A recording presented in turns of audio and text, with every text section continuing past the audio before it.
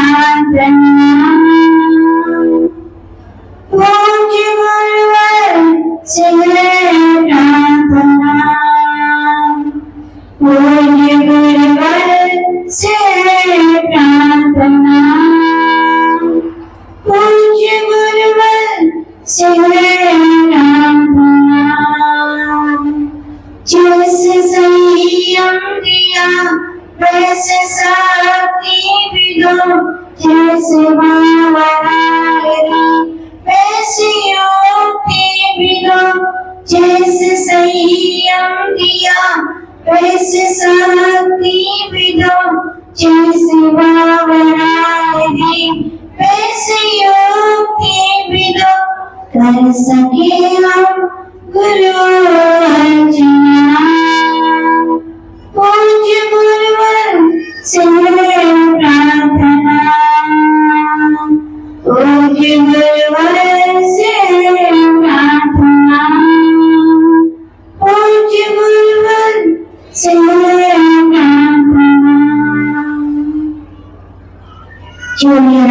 सिद्ध परमेश्वरी भगवान की देवानी लेखनाथ श्री आदिनाथ भगवान की देवानी लेखनाथ श्री वासुदेव भगवान की परम पूज्य श्री माता श्री विमल सागर जी श्रीमती सागर जी महामुनि राजी की परम पूज्य बुंदेलखंड के प्रथमाचार्य सूर्याचार्य प्रभु ब्रह्मचारी गुरुदेव श्री ग्राम सागर जी महामुनि राजी की परम पूज्य भट्ट श्रवणाचार्य श्री विशुद्ध सागर जी महामुनि राजी की अहिंसामय विश्व धर्म की उत्तम ब्रह्मचर्य धर्म की श्री वासुदेव भगवान के मोक्ष कल्याणक महान महोत्सव की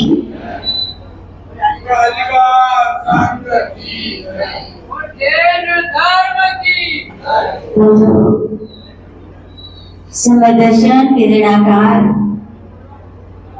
सम्य ज्ञान के मूलाधार और सम्य चारित्र के श्रेष्ठ आचार्य स्वरूप परम श्रद्धेय परम आराध्य पूज्य गुरुदेव से जो कुछ सीखा जो कुछ समझा वही हम आपको देने का प्रयास कर रहे हैं।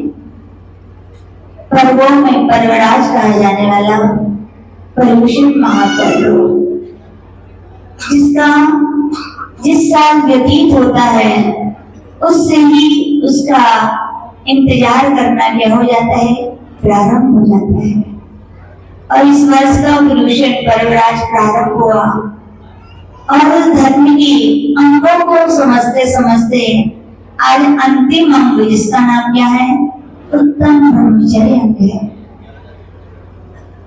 शाश्वत शिव संस्कृति में तीर्थंकरों की परंपरा में संप्रति 24 तीर्थंकर भगवंत हुए और जब 11 भगवंतों को मोक्ष की प्राप्ति हुई तब 12वें नंबर के तीर्थंकर कौन हुए, वासुदेव भगवान हुए।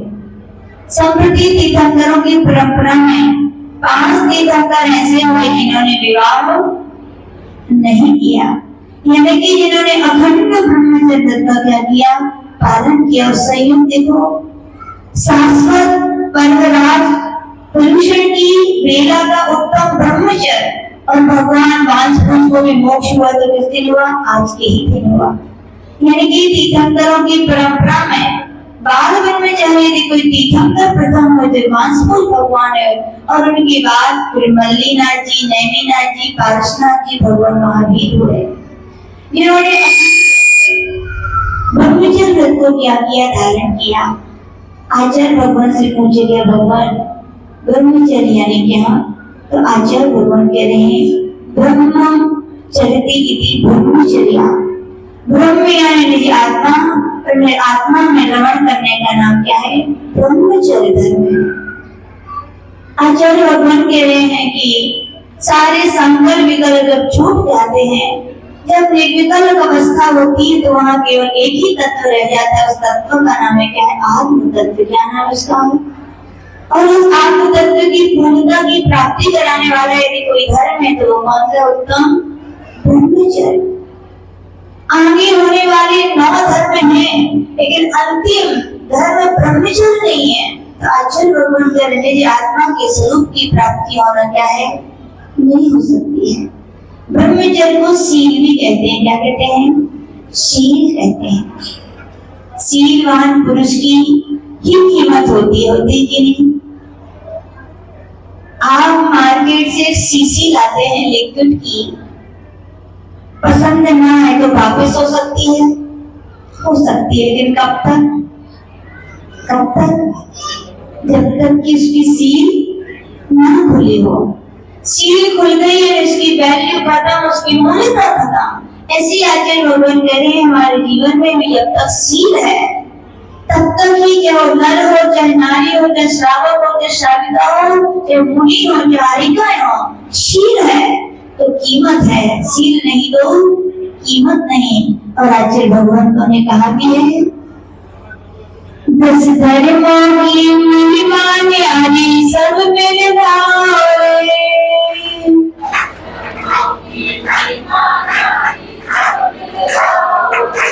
10 धर्मों की महिमा न्यारी सब मेरे भावे।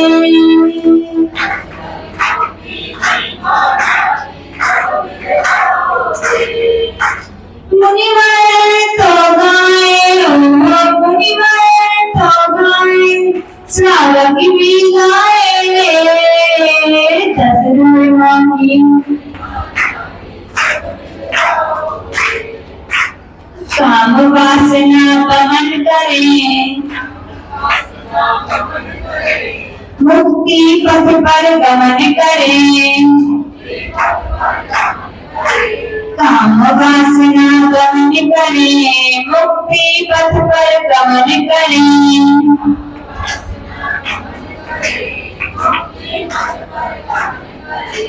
आत्म में जो रमण करे, आत्म में जो रमण करे।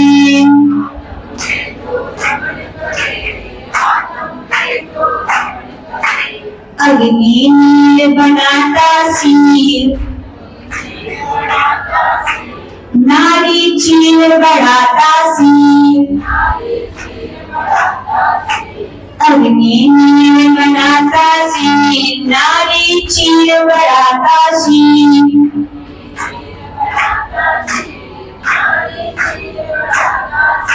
नर नारी आभूषण शील, नर नारी आभूषण शील।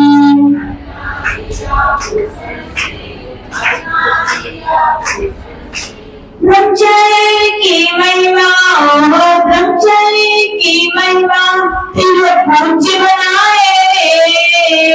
10 धर्मों की महिमा न्यारी।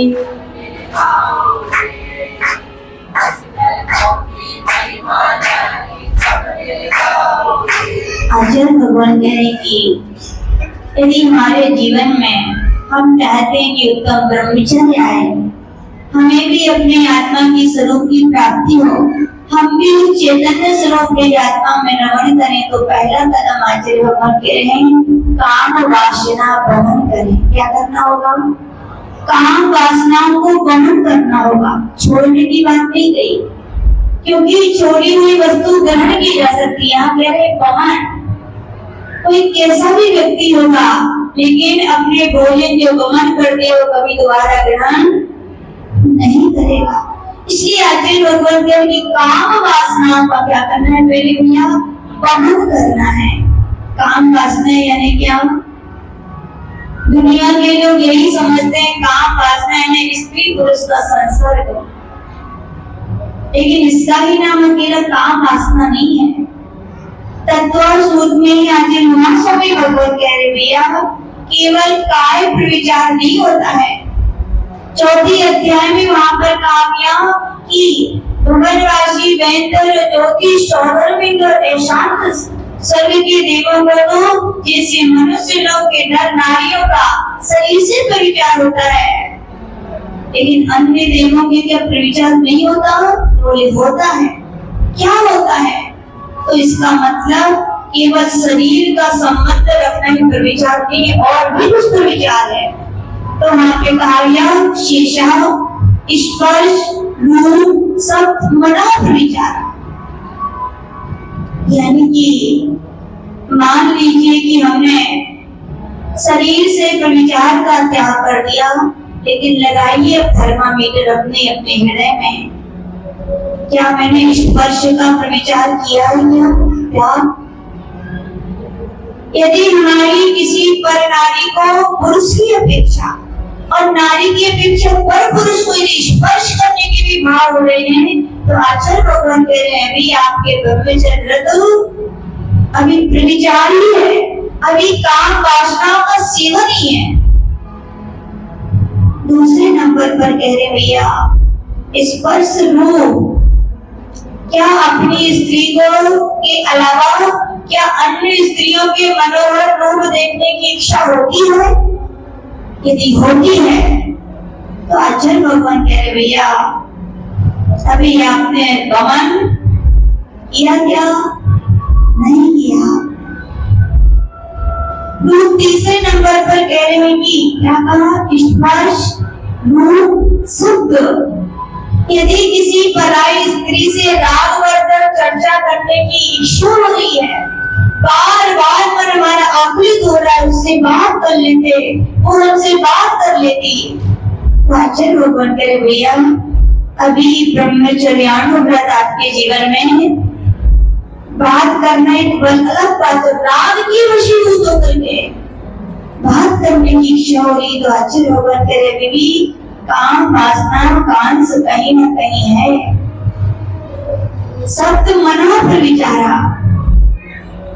यदि जिस स्त्री को आप चाहते हैं, जिस पुरुष को आप चाहते हैं, वो सामने नहीं है, लेकिन आपके मन में विराजमान है। कहाँ विराजमान?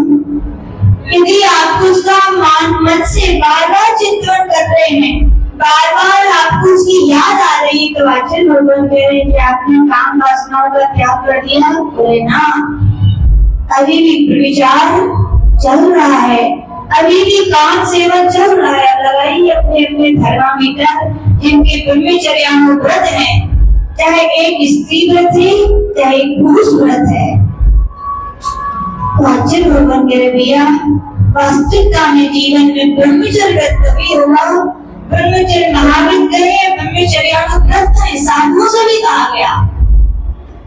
ऊपर से खाली वेश बदलने का नाम साधुता नहीं है, मन भी बदलना चाहिए। क्या बदलना चाहिए? परिणति और परिणाम भी बदलने चाहिए। बाहर से ब्रह्मचर्य व्रत का त्याग करके स्त्रीमान का त्याग करके मन में स्त्री है, तो आचार्य बोल रहे हैं साधकों ब्रह्मचर्य महाव्रत नहीं है। एक स्त्री या एक पति का नियम लेके भी यदि पर स्त्री के स्पर्श के रूप निहारने के, उनसे राग वर्धक वार्तालाप करने के उनका चिंतन चल रहा है, तो आपका भी ब्रह्मचर्यानुव्रत नहीं है। लोग सोचते हैं सुख की प्राप्ति होती है। क्या होती है? बहुत बड़े भ्रम में हो गए आप लोग। आप बताइए क्या कभी रेत के पेड़ने से तेल मिलता है क्या? बताओ मुगाना में ऐसा कौन है कोई मशीन जहाँ रेत डालो तेल निकले? है क्या कोई मशीन भैया? कोई ऐसा खेत है जिसे आप बंजर कहते हैं, जिसे ऊसर भूमि कहते हैं, क्या वहाँ कोई फसल उगा सकता है क्या भैया? क्या कोई पानी को मंथन करके क्या घृत घी निकाल सकता है क्या भैया? ना, असंभव। वैसे ध्यान रखना भैया, काम सेवन से जो सुख की आप कल्पना कर रहे हो सुख असंभव, सुखाभास कहते हैं इसको। क्या कहते हैं? सुख नहीं है, सुखाभास है। उस स्वान की तरह, किसकी तरह? स्वान समझते हैं हम लोग? समझते हैं। जैसे स्वान को हड्डी का टुकड़ा मिल जाता है, वो हड्डी को चबाता है और क्या सोचता है हड्डी में से क्या आ रहा है? रक्त आ रहा है। हड्डी में से मांस का स्वाद आ रहा है, लेकिन आता है क्या उसको? कहां से आ रहा है? जब वो सूखी हड्डी चबाता है तो कहा जाता है उसके मसूड़े छिल जाते हैं, उसके मसूड़े कट जाते हैं, उससे ही रक्त का स्वाद आता है और मसूड़े के मांस से उसे क्या आता है? मांस का स्वाद आता है। ऐसी भैया यहाँ पर आचार्य भगवान कह रहे भैया, काम सेवन से ना आज तक किसी को सुख हुआ है, ना हुआ था और ना कभी होगा। पूछो क्यों? क्योंकि सुख आत्मा का स्वभाव। किसका स्वभाव है? सुख आत्मा का धर्म है, सुख आत्मा का स्वभाव है। उसकी प्राप्ति शरीर के अंगों से क्या हो सकती है भैया? बोलो। बहुत बड़े भ्रम में है वे लोग। क्या है? जो सोच रहे हैं कि हमें सुख मिलेगा। सुख काम सेवन में नहीं है, सुख काम सेवन के त्याग में है भैया। इसमें तभी तो यहाँ पर चौथे अध्याय में मां स्वामी महाराज ने कहा कि ऊपर ऊपर के देशों में सुख बढ़ता गया है, लेकिन काम सेवन कम होता गया है। क्या होता गया? यदि काम सेवन में सुख होता तो काम सेवन भी बढ़ना चाहिए था, अभी तो सुख बढ़ता। लेकिन वहां उल्टा कह रहे हैं महाराज, आचार्य उमा स्वामी महाराज कह रहे हैं ऊपर के दिनों में काम सेवन की इच्छा कम होती है, लेकिन सुख का लेवल बढ़ता जाता है। यहाँ तक कि 9 और 5 उत्तर जो देव होते हैं वहां के, बोले वहां तो देवी नहीं होती तो बहुत दुखी होंगे भी बहुत, लेकिन ना वहां कह रहे अन्य जहां पर देवियां हैं उन देवों की अपेक्षा में सुख वहां ज्यादा है। यदि स्त्री में सुख होता तो इतने सारे तीर्थंकर स्त्रियों का त्याग करके भैया क्यों मोक्ष मार्ग पर उस आत्म सुख के लिए जाते हैं? यानी सुख कहाँ का है? कहाँ होता है सुख भैया? कहाँ होता है जी? हमारी आत्मा का विषय है।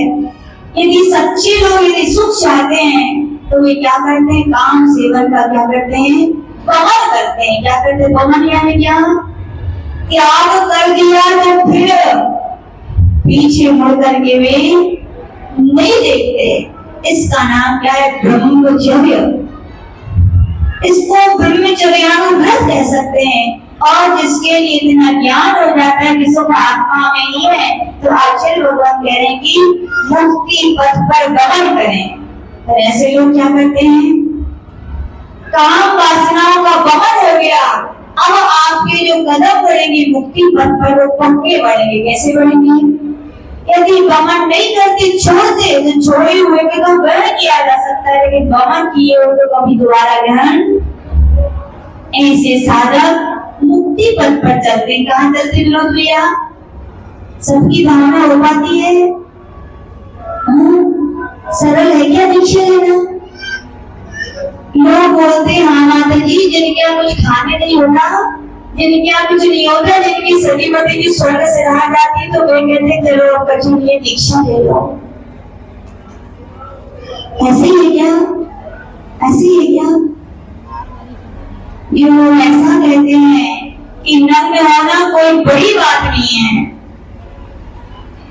एक बार कहीं चर्चा चल रही थी ऐसी अजैनों में, बोले नग्न होना कौन सी बड़ी बात है? बोले दीक्षा लेना कोई बड़ी बात नहीं। बोले क्या है? मरी वजह है। बोले खाने को लड्डू मिले लोग कहें महाराज मरी वजह है। बोले तो एक जैन श्रावक बोल गए, बोले क्या कह रहे भैया?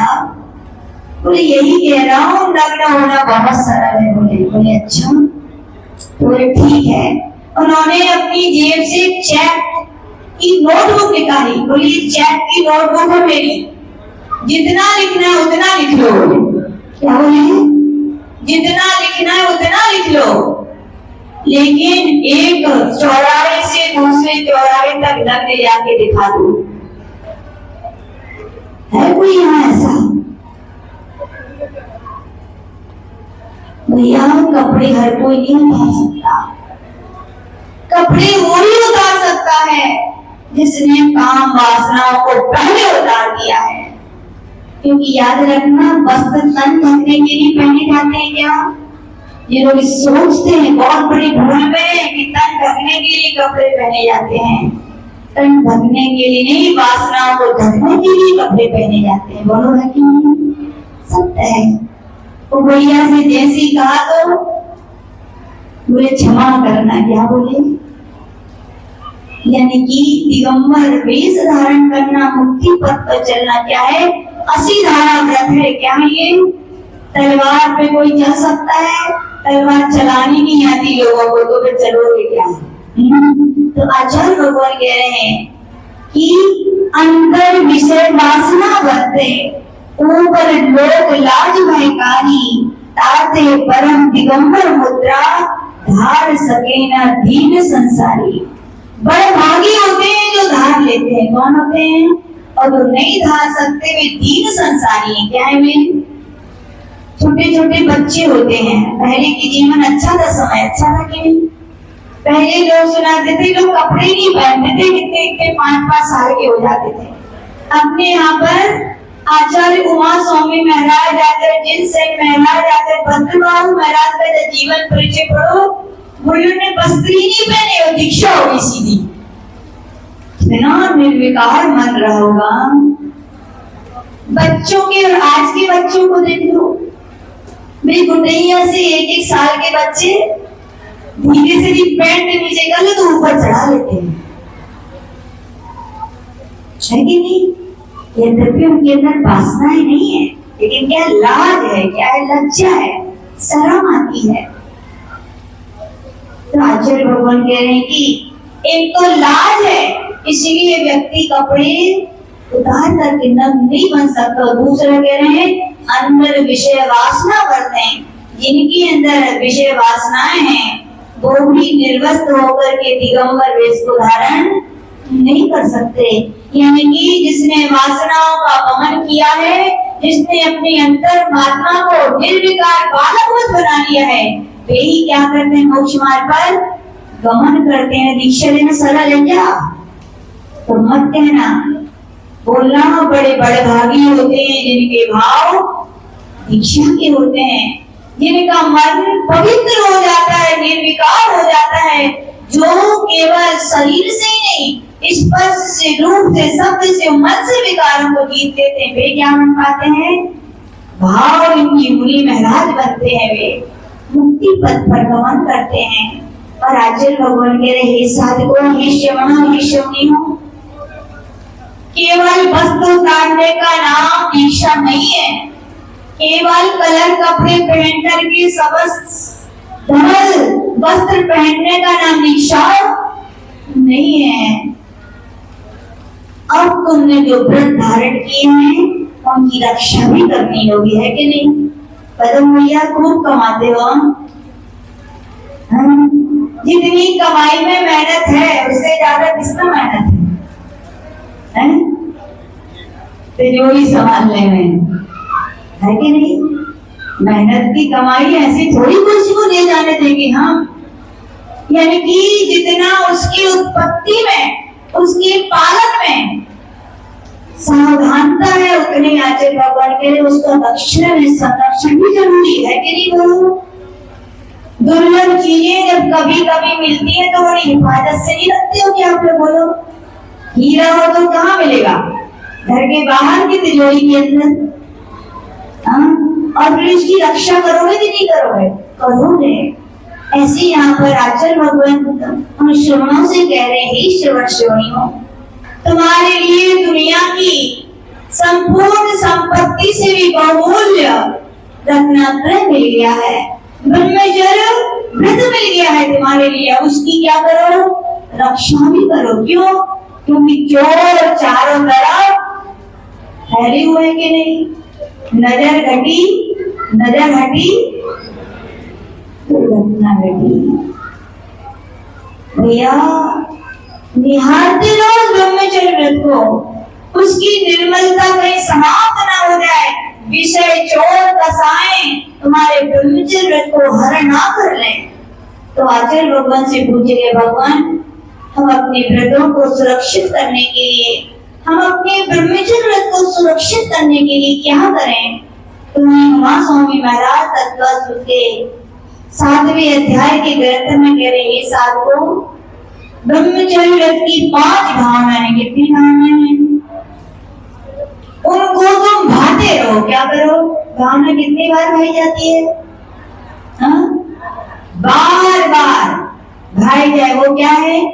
एक बार किसी को नींद दी हुई है, भावना भाना है, तुमसे पूछे भैया भारी, बोले हो कितनी देर लगी?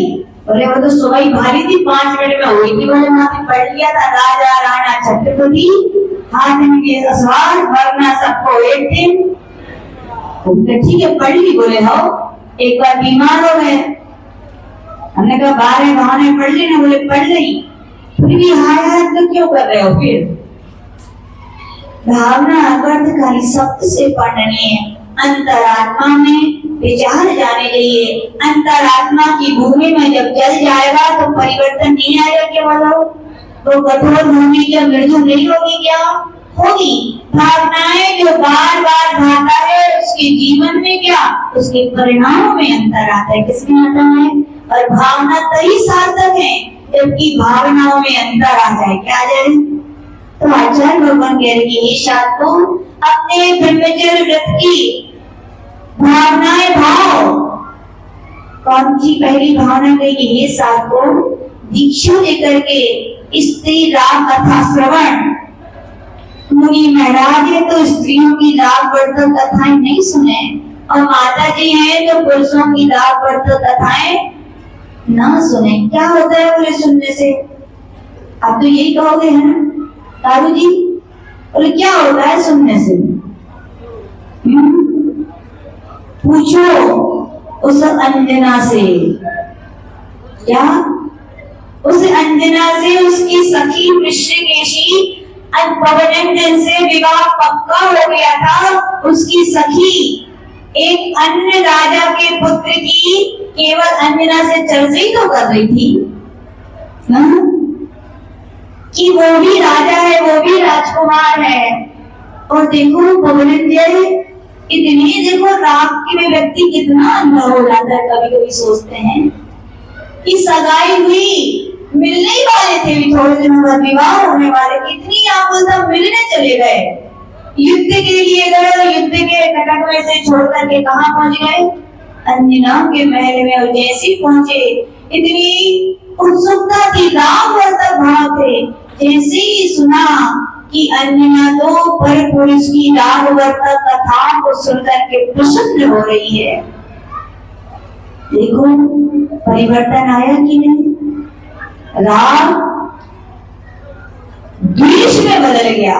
राग विराग में बदल जाता तो अच्छा था, लेकिन राग किसमें बदल गया? द्वेष में। सोच लिया मैं अब संजना से विवाह, लेकिन फिर भी कुल दीपक थे। क्या थे पवनंजन? कुल की आन बान सदी विवाह नहीं करूंगा तो मेरे पिता की इज्जत में, मेरे आन बान में कमी आएगी, इसलिए मैं विवाह तो करूंगा। क्योंकि हर पुत्र खाली पिता की संपत्ति का वारिस नहीं होता। ध्यान रखना पुत्र लोग, आप कुल दीपक हो, आप अपने कुल की भी मर्यादाओं को, अपने पिता की आन बान शान का भी क्या है आप प्रज्वलित रखने वाले दीपक हो। तो उन्होंने विवाह से तो मना नहीं किया, लेकिन क्या विवाह करने के बाद भी देखो 22 साल तक, यानी कि राग वर्तक कथा सुनने का दंड कितने साल का है? आज जैसे हम लोग को यही बोलते हैं कि एक गृहस्थ ने सुनी, उसे 22 साल की सजा मिली।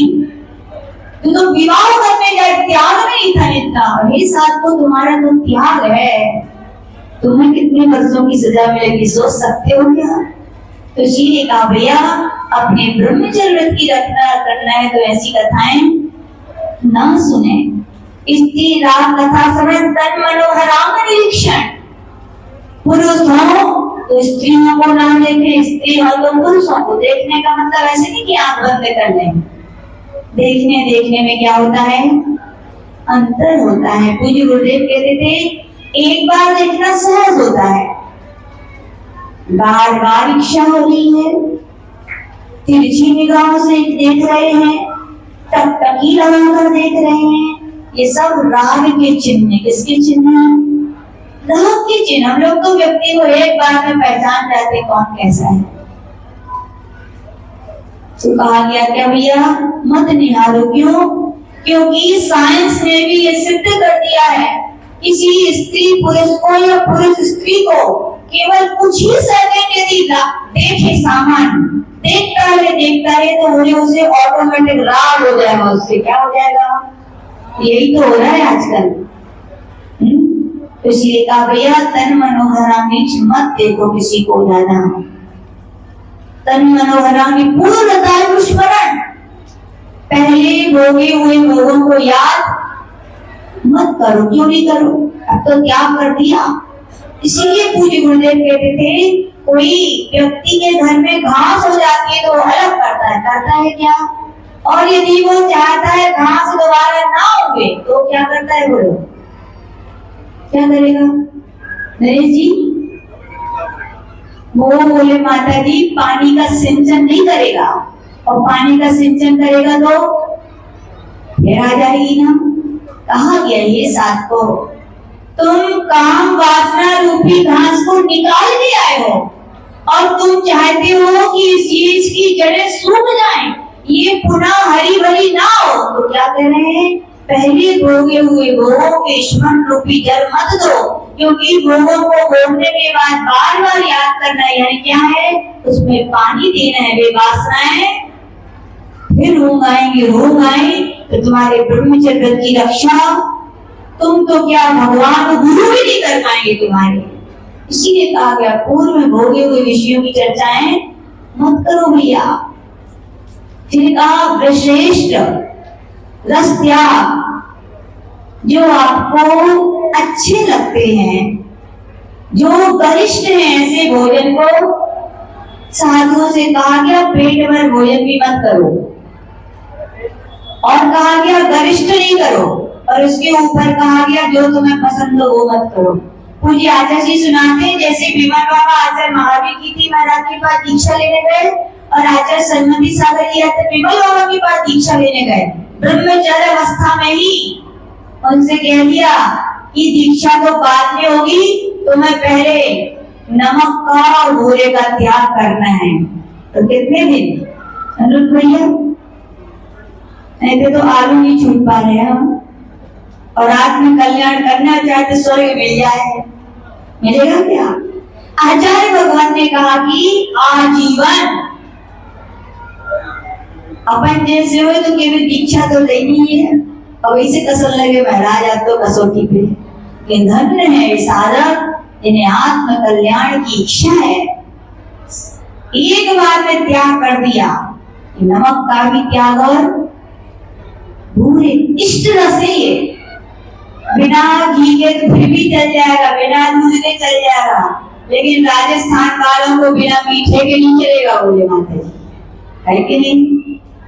और बुंदेलखंड वाले को बिना नॉन के नहीं चलेगा, नॉन यानी नमक।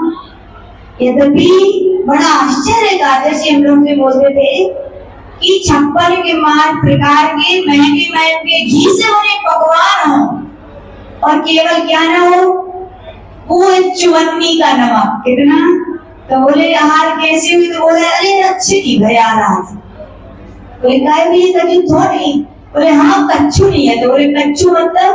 बोले वो नमक नहीं था। बोले कि बहुत बढ़िया। यानी आज कुंद देव मूलाचार में कह रहे हैं मधुर रस है, कौन सा? नमक। तो आचार्य भगवान कह रहे भैया इष्ट पदार्थों को खाने से, गरिष्ठ पदार्थों को खाने से क्या होती? इंद्रियां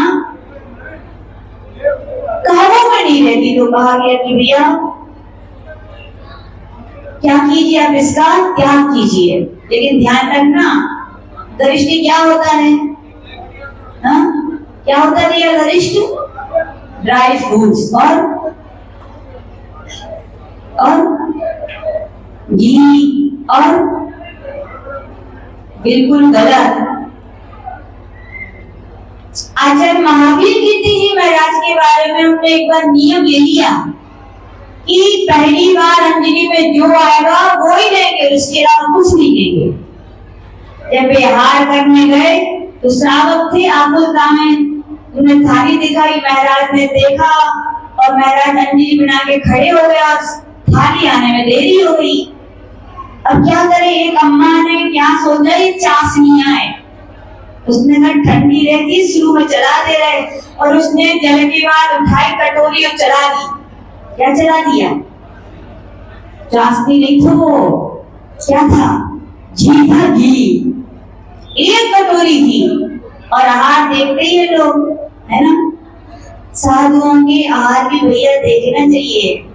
यद्यपि समर्थ हो तो देना चाहिए, असमर्थ हो तो कार्य दूसरों से दिलवाना चाहिए, और जब कृत और कार्य की भी योग ना हो तो कार्य भैया देख करके क्या करो, अनुमोदना। यूं कहा जाता है उस समय आचार्य महावीर जी महाराज के हाथ में ब्राह्मण खड़े थे। कौन खड़े थे? जैसे उन्होंने देखा कि एक कटोरी घी ले लियो, महाराज का नियम क्या था? वही लेंगे। अब महाराज को सब कुछ दिखाएगा, लेकिन महाराज ने कुछ नहीं लिया। तो सेठ जी बोले, कौन से सेठ जी थे? अजबलाल जी आप ही थे। ऋषभ जी कहाँ गए? ऋषभ जी ने कहा महाराज को घी बहुत अच्छा लगा, हमारी ये श्रीमती शुद्ध बनाती बोले। अट पहरा को कैसे पहरा को घी कैसे बनता है, घी और बताएंगे रहे आपको। घी कैसे बनाती महिलाएं? मलाई से। कितने दिन की मलाई से? 3 दिन की, 5 दिन की, है ना? मलाई कहाँ से निकलती है? दूध की मर्यादा कितनी होती है? बोलो, कितने घंटे? 24 घंटे। तो मलाई की मर्यादा कितनी होगी? क्यों भैया शुद्ध खिला रहे हो, झूठ में मन शुद्धि, वचन शुद्धि, तन शुद्धि बोल रहे हो? मत खिलाओ यदि घी ज्यादा नहीं है तो कोई बात नहीं, लेकिन शुद्धि बोल रहे हो तो सामग्री भी कैसी होनी चाहिए? शुद्ध। ध्यान रखना, यही शुद्ध घी है। वो तो साधुओं की पराधीन चलिया है, हमारा बस नहीं चलता तो त्याग कर दें। इसीलिए ध्यान रखें हे माताओं, पुण्य का बंद होता है हर दान से। ऐसा ना हो पुण्य की जगह पाप का बंद हो रहा हो। इसलिए थोड़ा अपनी अज्ञानता पर, अविवेक पर विराम देना चाहिए। लेकिन महावीर जी की महाराज के अंदर शुद्ध अष्टपैरा घी था, ने उसी दिन का दूध, उसी दिन की मलाई, उसी मलाई से निकला हुआ क्या था? घी था। यही शुद्ध घी है, यही शुद्ध घी की परिभाषा है भैया। बाकी तो आप जाने। तो हम ऋषभ जी आप ही थे, तो बोले महाराज को घी बड़ा अच्छा लग रहा हो, एक कटोरी और ले आओ। बोले ले आई और चला दिया।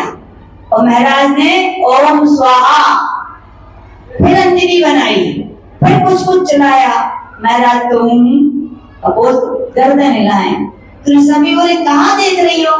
महाराज को घी ही देने हैं, और ले आओ। जिन्हें श्रद्धालु श्रावक जिन्हें सोच लगे तो घी चले, फिर वहां तो बचा ही कोई नहीं। ऐसे लोग ही नहीं होते भक्त, ऐसे होते अलुप्तता गुण है, उन्हें लोभ नहीं होता। जो लेते हैं साधु हैं वो श्रद्धा भक्ति से चलाते। ऋषभ जी ने चला दिया और महाराज ने भी 3 अंजलि घी लिया और बैठ गए। कौन देख रहा था इस दृश्य को? ब्राह्मण विद्वान। उसने सोचा जो इतना गरिष्ठ घी खाते हो क्या साधना करते होंगे, क्या इंद्रियां काबू में रहती होंगी। देखना चाहिए, ये तो जाके सो जाएंगे। बोले आज महावीर जी की महाराज भी अपने स्थान पे आ गए और सामयिक का टाइम पे सामयिक शुरू हो गई। ऐसी सामयिक भी नितेश भैया है, अभिषेक भैया। आप यदि सामयिक करोगे तो बैठ के करोगे, खड़े होके करोगे तो कैसे करोगे? पैर नीचे से ऊपर। लेकिन आश्चर्य आचार्य महावीर जी की महाराज की जो सामयिक शुरू होगी, सिर नीचे पैर ऊपर थे, शीर्षासन से। लगा सकता है कोई यहाँ बैठे है क्या?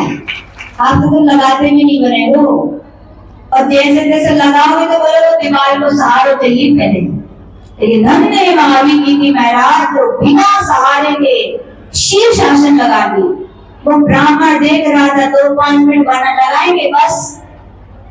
1 घंटा हो गया लेकिन शीर्षासन अभी भी लगा है। 2 घंटे 3 घंटे हो गए। जो अश्रद्धा से हृदय भर गया था, मुनियों से गिलानी, मुनियों की परीक्षा से हृदय भर गया था, उस विद्वान ने भी आके श्रद्धा से हाथ जोड़े, माथा टेक लिया कि दुनिया में सबसे ज्यादा त्याग तपस्या के मूर्ति दिगंबर संत ही थे हैं और रहेंगे। वो 3 घंटे की बोले महाराज आप 3 कटोरी क्या कितनी भी कटोरी घी पियो तो भी आपके लिए गरिष्ठ है क्या? साधना श्रेष्ठ है तो कुछ भी गरिष्ठ नहीं है, तो साधना ज्यादा नहीं है। और बीमार है तो डॉक्टर कहेंगे रोटी भी नहीं पचेगी, रोटी भी गरिष्ठ तुम्हारी क्या है। तो याद रखना कि गरिष्ठ भोजन नहीं चला चाहिए। प्रवचन सुन के जाओ तो बोलिए ठीक है कल से बादाम काजू किशमिश चौका में ले जाओ, बंद नहीं किया, ऐसा ना करिए। आपको सौभाग्य मोबाइल वालों का क्यों है पूछो, क्योंकि आपको 3 माताजियों से 2 तपस्वी रत्न माताजी मिली है। कौन मिली है? तपस्वी रत्न। जितनी आहार दिया करो भैया, जब जब मिले समय, और ले जाकर अच्छे काजू किशमिश बढ़िया इनको खिलाओगे, इनको गरिष्ठ नहीं करेंगे। क्यों? क्योंकि इन माताजी ने कितने दिन हुए तुम्हारी मुंगाना में, बताओ लोग को भी। आज कितनी तारीख है? 6। कल होगी 7, कल 2 महीने होंगे। कितने होंगे? 2 महीने में कितने दिन होते हैं? 60 दिनों में 45 उपवास करने वाले तो मैं आज तक रखने मिली चतुर्मास में। 60 महीने में 40 उपवास करने वाली तपस्वी रखने मिली है।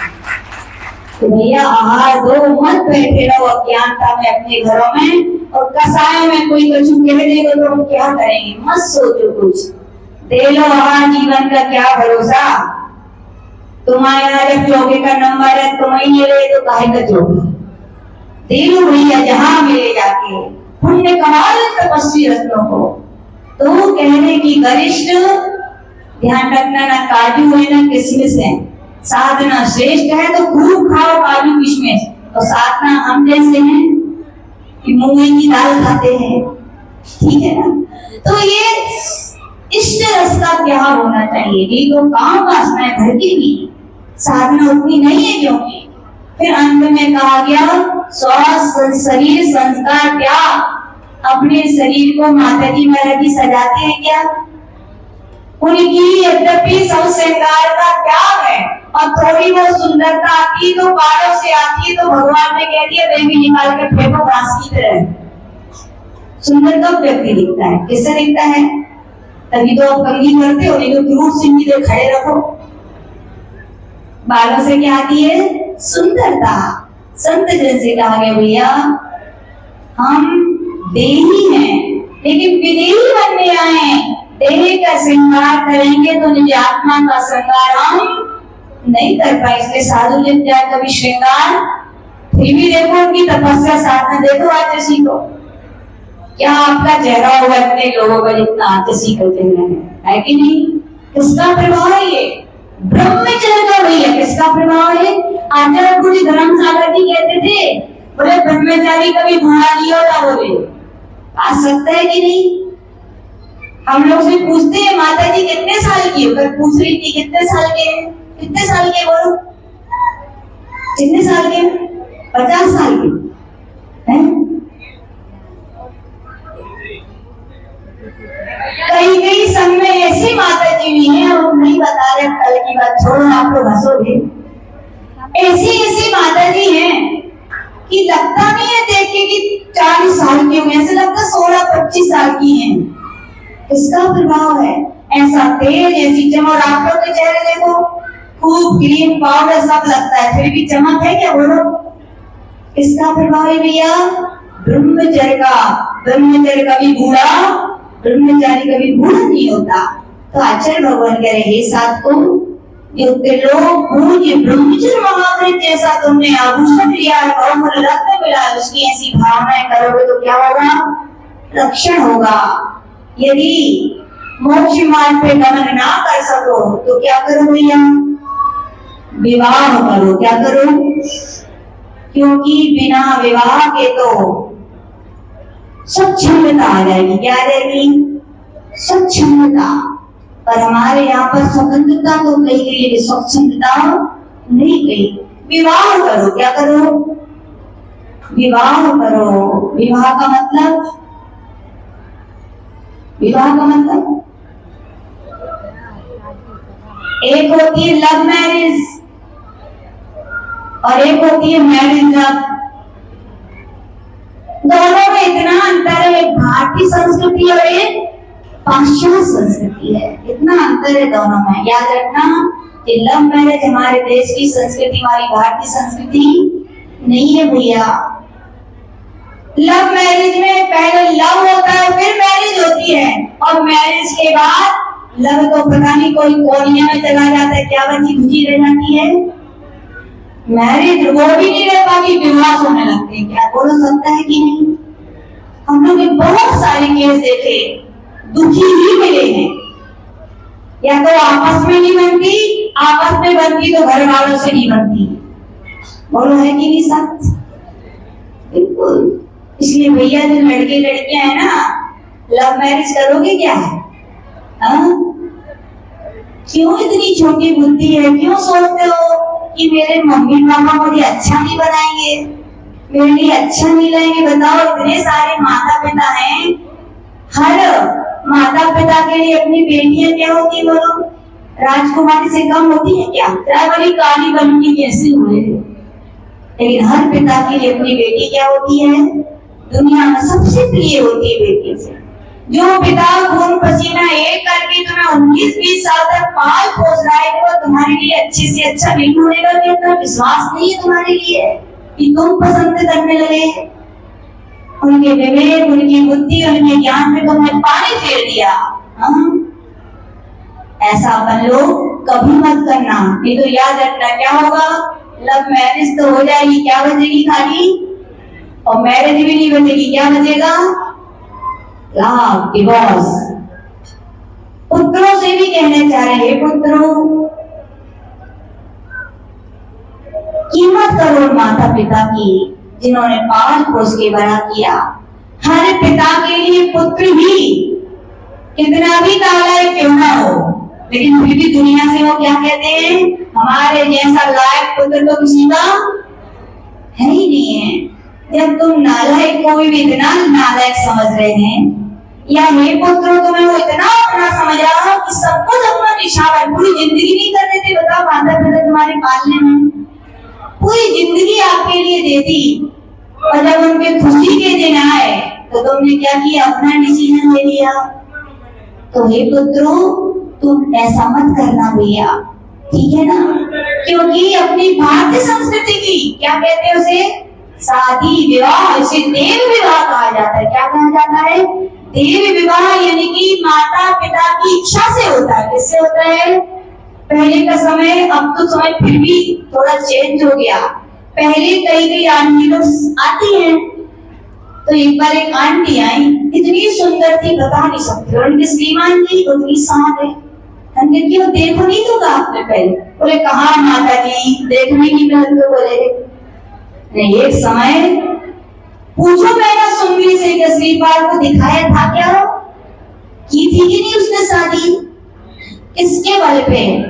एक तो अपने माता पिता के बल पे, एक अपने भाग्य के बल पे।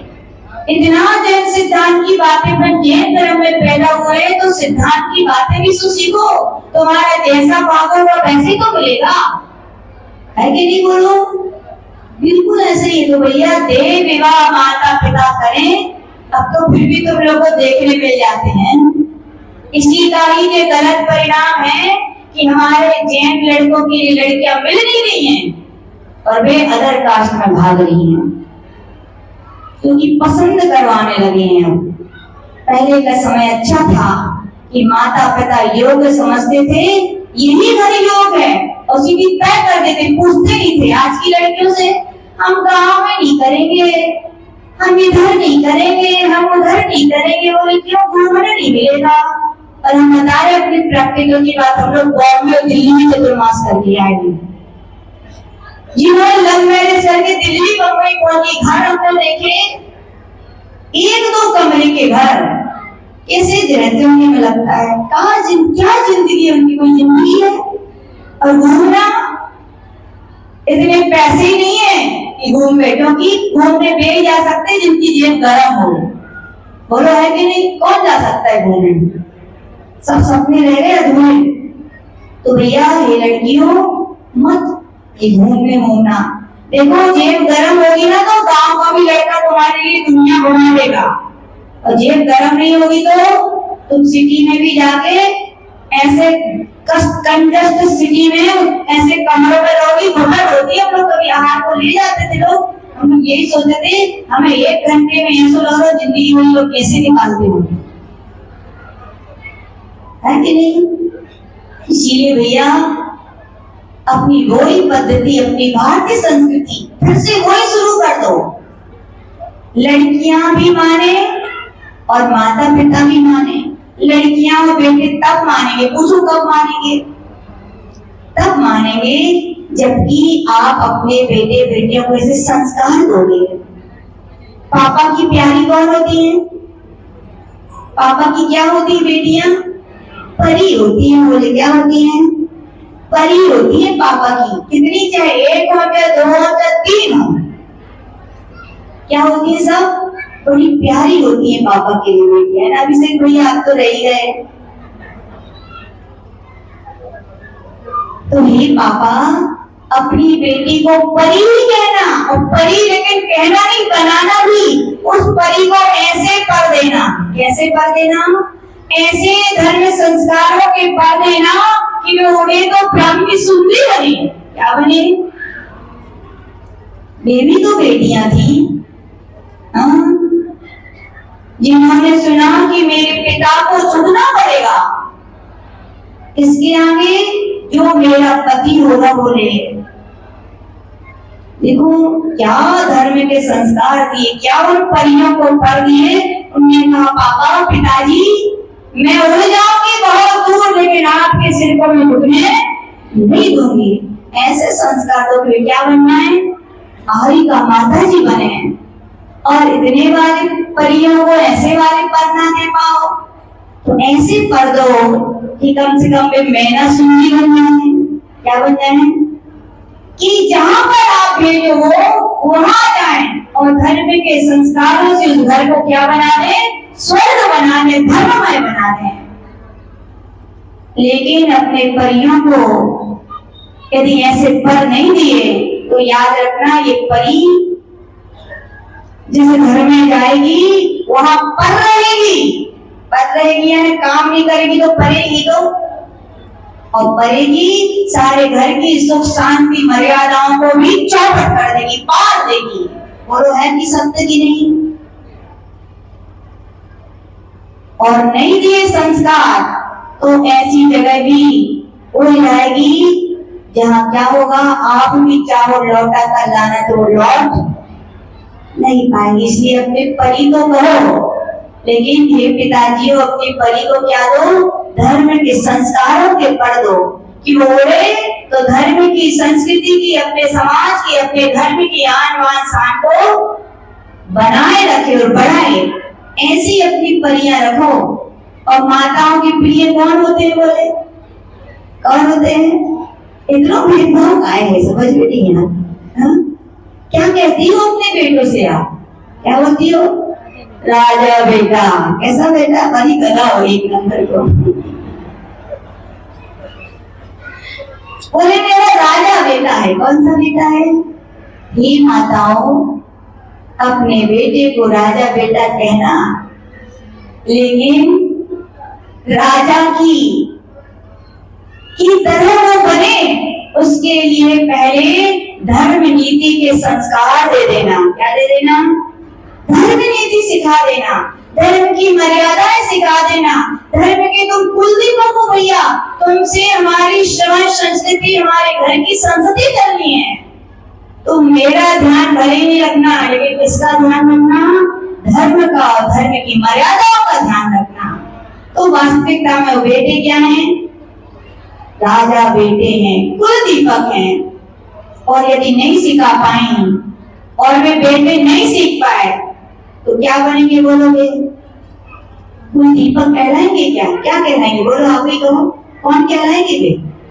कालूबा जी क्या कहलाएंगे? अब तो कह दो आपके मोड़ा को क्या होएगा, बुरा न माने वो। क्या कहोगे? कुल कलम की है भैया वो। जैन कुल में होकर के भी जैन धर्म की मर्यादाओं को उन्होंने तोड़ दिया। अपने परिवार के कुल में होकर के भी उनकी मर्यादाओं को तोड़ दिया। अब ये नहीं कह रहे आप क्या हैं, आपके यहाँ के तो माताएं भी बहुत अच्छी और सच्ची हैं, राजा बेटा भी बनाया है, धर्मिणी की शिक्षाएं भी दी हैं। पापा ने अपनी बेटियों को परी भी बनाया है, लेकिन धर्म संस्कार के फल भी दिए हैं और देनी चाहिए। नहीं देना चाहिए क्या? देना चाहिए। तो कह रहे हैं विवाह तो होनी चाहिए। कब? लेकिन दीक्षा ना ले तब। पहला ऑप्शन तो यही है कि दीक्षा लो, तभी आत्मा की प्राप्ति हो। नहीं ले पाते तो क्या करो भैया? विवाह करो। तो आचार्य भगवान कह रहे हैं ऐसा होना चाहिए विवाह। और फिर भारतीय विवाह में क्या होता है? पहले मैरिज होती है, बाद में लव होता है। और क्या होता है फिर बाद में? मैरिज तो खिसक जाती, क्या बना रहता है? प्रेम वात्सल्य बना रहता है कि नहीं, जिंदगी भर। क्यों बना रहता है? क्योंकि ये विश्वास का धागा तोड़ता नहीं है, पूरे कुटुंब परिवार समाज से जुड़ा हुआ है कि नहीं? बोलो, जहाँ जाते हैं परिवार के लोग भी मुस्कुराते हैं, ताकत आनंद बढ़ता है कि नहीं? बोलो, जहाँ जाते हैं समाज के लोग मुस्कुराते हैं, प्रसन्न होते, ताकत बढ़ी कि नहीं बढ़ी? बढ़ी। इसलिए विवाह ऐसा होना चाहिए। लोग कह रहे माता जी क्या करें, लड़कियां नहीं मिल रही, कमी है क्या लड़कियों की? बोलो, कमी है क्या? कोई कमी नहीं है।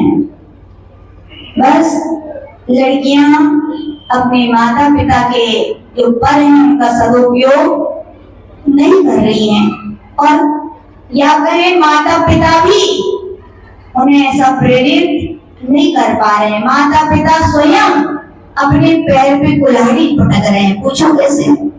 पूछो ऐसे। क्या किसी घर में क्या इतनी कमी है कि 2 रोटी पिता कमा के नहीं खिला पा रहे क्या? बोलो, इस देश में जैन समाज के हर घर वालों से हम पूछना चाहते हैं, क्या आपके घर में इतनी कमी है कि आप अपनी बेटी बेटे अपने पति को 2 रोटी कमा के नहीं खिला पा रहे हो क्या? बोलो, कि बेटियों के लिए कमाई के लिए भेज रहे हो। अपनी ये भारतीय संस्कृति पश्चात संस्कृति कौन सी है? पश्चात। और इसका ये फल है कि लड़कियां परों का दुरुपयोग कर रही है कि नहीं? नहीं भेजना चाहिए भैया। सही मायने में तो हमसे कोई पूछता है ना, लड़कियां की माता जी में जॉब करनी है, या भाभियां आके पूछती में जॉब करनी, करें कि नहीं करें? बीना जी आपने हमसे पहले पूछ लेती तो हम यही कहते मत करो। हमारी ये संस्कृति नहीं है, और उसका ही दुष्परिणाम है कि लड़कियां पढ़ रही हैं, अपने पैरों पे खड़ी हैं, दुनियादारी सीख रही हैं। मोबाइल का जमाना है, जो देखते हैं तो वैसे परिणति और भाव होते सहज बिल्कुल, बस ऐसा चाहिए वैसा चाहिए। और देखो भाग्य में नहीं होता, कर तो लेती है, तो फिर जब भाग्य में जो चीज नहीं तो छूट भी तो जाती है ना। तो भैया लड़कियों से कहना चाह रहे हैं, मत ऐसा अपने पापा के बालों का दुरुपयोग करो। हाँ, पापा भेजे नहीं और भेजते हो तो ध्यान रखो, बेटी आपकी अमूल्य चीज है, अमूल्य चीज पे निगरानी रखी जाती है कि नहीं? बोलो, कई हम लोग एक दिन भैया सुना रहे थे, बोले हमारी दीदी 2 साल से घर नहीं आई, बोले वहां जॉब करती है। हमने उसको तुरंत बोला, सुनो भैया, दीदी को बोलो हर त्योहार पे आए, और हमने उससे बोलो त्योहार पे बुआ ना आए तो हर महीने तो मिलने जाओ, और ये फोन खाली दोस्तों से बात करने नहीं, अपनी बेटी से रोज बात करो। जब दूरियां बढ़ती हैं तो मर्यादाएं टूट जाती हैं, डर भय खत्म होता है। बिल्कुल सत्य है। और हमने ऐसे ही देखे, कुछ नहीं पापा, कुछ नहीं मम्मी, कुछ नहीं पापा, कुछ नहीं मम्मी कहते कहते शादियां हो जाती हैं। और माँ बाप भी फिर क्या करते, हम क्या करें, हमें तकलीफ पड़ी नहीं। पहले के माँ बाप अच्छे थे, वो सीधा कहते थे यदि करोगे तो हमारा तुम्हारा केवल खून का संबंध नहीं है, धर्म का भी संबंध है। तुमने धर्म की मर्यादा को, समाज की मर्यादा को तोड़ा है, तो उनकी संबंध यदि ऐसे दृढ़ हो जाए यदि माता पिता, फिर भी एक बार ये व्यवस्था सुधर सकती है कि नहीं? सुधर सकती है। तो आचार्य भगवान कह रहे भैया, लोग बोलते ठीक है माता जी, अब क्या करें? अब मताई कब तक बना के खिलाएगी, चैन नहीं मिल रही है तो क्या करें? अजैन की लिया है, अच्छे तो है बोले, एक नया सदस्य हमारे जैन धर्म से जुड़ जाएगा, क्या बोलते हैं लोग? ऐसे ही है ना? ऐसे ही है ना? सही, एक नया सदस्य जैन धर्म से जुड़ जाएगा, ऐसे ही सोचते हो? अच्छा, पूज्य आचार्य शांति सागर जी, पूज्य आचार्य आदि सागर जी यदि होते तो उनसे पूछते, या चारित्र सार ग्रंथ के कर्ता निमिजन महाराज से पूछते, या अभी भी आचार्य वर्धमान सागर जी, ज्ञानमती माता जी वगैरह वगैरह जो गोत्र यदि दूसरे हो जाए तो भी और नहीं ले रही है, क्या गोत्र ही दूसरे हो जाए? क्या अपने मन से नियम बना दिए क्या ये? हमको क्या ज्ञान नहीं था कि भैया एक अजैन से ब्याह करा देते तो जैन की संख्या बढ़ जाती? क्या हमें ज्ञान नहीं था अपने बड़े आचार्यों में? क्या भैया बोलो, था कि नहीं था? ये बोल दो पहले, ज्ञानी थे कि नहीं? वो थे ना, तो उनने नहीं किया तो हमें करना चाहिए। लोग बोलते हैं एक संख्या बढ़ गई, आगम उठा के देखो, उन आचार्यों से पूछो, बोले कहाँ संख्या बढ़ी? जिस परिवार में ऐसी विजाति बहू आ जाती है, बताओ उनके घर वालों को कह नहीं दिया जाता कि अब चौके नहीं लगा सकते? कहना पड़ता है कि नहीं? उनसे कह नहीं दिया था कि बड़े बड़े पंचकल्याण विधान में आप नहीं बैठ सकते? उनसे कह नहीं दिया जाता कि अब आप श्री जी का अभिषेक नहीं कर सकते, आप भगवान को नहीं छू सकते? वो लोग कह नहीं दिया जाता? अब बताओ धर्म बढ़ा कि घटा? बोलो, हम खाली यहाँ के सबसे बोल रहे हैं जिनके मन में ये बैठ गया है कि अदर कास्ट का एक यदि आ जाएगी तो हमारी संख्या बढ़ जाएगी। भैया संख्या बढ़ नहीं रही है, जैन धर्म का ह्रास हो रहा है। क्या हो रहा है? धार्मिकताएं। और तो कहाँ की वो उड़ीसा की कहाँ की लड़कियां, ये सुना है बिल्कुल रियल। माता जी ने अलग देखा है, दूसरी जगह का हमने अलग, इनने अलग।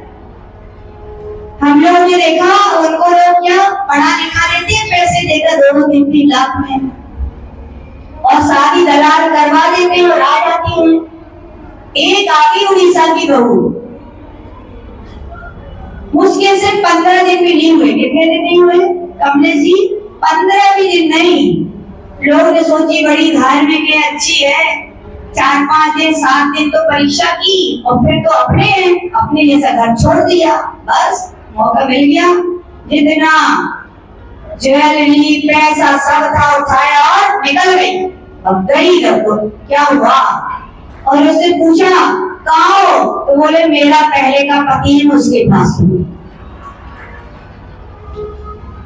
हाँ, ऐसे एक नहीं बहुत सारे केस हैं। इसलिए भैया ऐसी बहुओं को लाके आ गई और चली गई, लेकिन तुम्हारा क्या हुआ? उनका तो कुछ नहीं बिगड़ा, लेकिन तुम तो धर्म से समाज से टूट गए ना भैया। इसलिए हम नहीं कह रहे, सब भगवान ने कहा है, गुरुओं ने कहा है, जिनवाणी में लिखा है कि विजाति विवाह नहीं होने चाहिए। बाकी आप जाने, आपका सोच, आपका विचार जो आगम में है, अपन ने तो वो बात कह दी।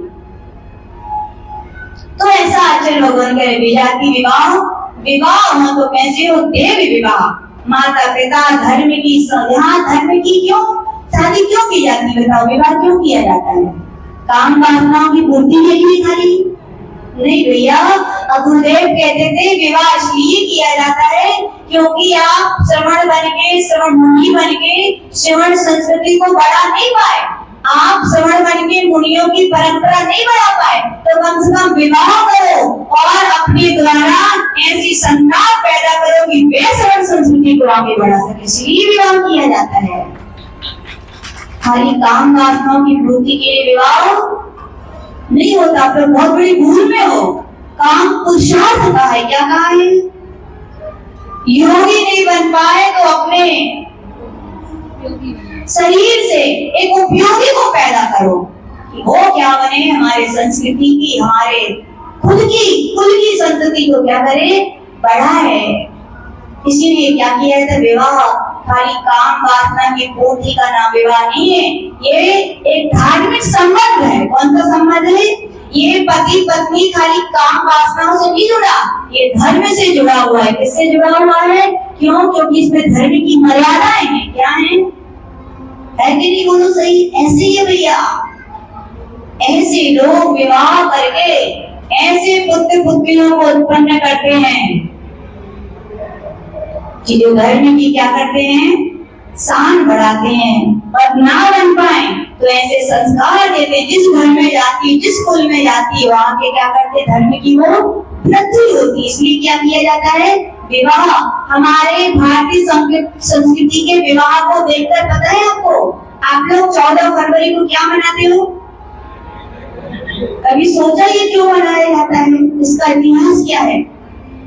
ये कहा जाता है कि रोम का एक राजा था, रोम देश था, वहां का राजा था क्लोडियस। क्या नाम था? क्लोडियस नाम का राजा था। बहुत कामी था और वहां पर एक संत थे। तो उस संत ने उसके लिए मना किया कि ऐसा उसने काम किया है कि हर स्त्री हर पुरुष को खुली छूट देती। पाश्चात्य संस्कृति थी, सब करें। तो क्या हुआ? ऐसी छूट देने का दुष्परिणाम ये हुआ कि हर पुरुष हर स्त्री को बड़े बड़े रोग होने लगे, एड्स जैसे। क्या होने लगे? फिर क्या किया जाए? उसका एड्स की कोई बीमारी नहीं थी, इलाज नहीं था, तो कहा गया सबको सीधा सूट कर दिया जाता था और कीटाणु फैले ना तो सीधा जमीन में गड़ा दिया जाता था। वहां के संत को दया आई। क्या आई? उसने सोचा कि ऐसे तो हमारे देश नष्ट हो जाएगा। तब उसके लिए एक पुस्तक मिली भारतीय संस्कृति के विवाह की, कि यहाँ पर भारत में पति पत्नी का विवाह होता है, केवल वहीं तक ही सीमित रहते हैं। बाकी हर पुरुष अन्य पत्नी के लिए बड़ी हो तो माता, छोटी हो तो बेटी हो, बराबरी की हो तो बहन की दृष्टि से देखते हैं, और महिलाएं हो तो अपने पति के अलावा सबके लिए पिता पुत्र और भाई की दृष्टि से देखती हैं। तो वहाँ की संस्कृति फल रही है, फूल रही है, और हमारे यहाँ की पाश्चात्य संस्कृति में मर्यादा नहीं है, तो संस्कृति भी जा रही है, देश जा रहा है। तब जाके यूं कहा जाता है कि उस संत ने वहाँ भी भारतीय विवाह की प्रथा प्रारंभ की थी। क्या थी? लेकिन ये बात राजा को अच्छी नहीं लगी, तो कहा जाता है कि 14 फरवरी के दिन उस संत का नाम था वैलेंटाइन। क्या था? उसके लिए फांसी पे चढ़ा दिया गया था कि तुमने ऐसे कानून क्यों बनाए, ऐसे विवाह क्यों बनाए। जिन्होंने विवाह किए थे उस संत को याद करने की खुशी में क्या मनाते हैं वो लोग, और आप लोग ने गलत ही निकाल लिया था, है कि नहीं? तो संत की, जिसने भारत की संस्कृति से प्रभावित होकर रोम में भी विवाह करवाए, ऐसा संत वो क्या था? वैलेंटाइन संत था। उसकी क्या मनाते हैं? Valentine day. तो आचार्य भगवान कह रहे विवाह होना चाहिए। होना चाहिए कि नहीं? होना चाहिए। यदि माता जी महाराज जी नहीं बनते तो विवाह ही होना चाहिए। लेकिन अपनी समाज में देखो फिर भी आचार्य भगवंतों ने इतनी छूट दे दी। देखो आचार्य शांति सागर जी वगैरह तो गोत्र मिलाते थे, अब तो इतनी छूट दे दी भैया, कोई प्रदेश की या मरी, लेकिन क्या हो, केवल जैन हो।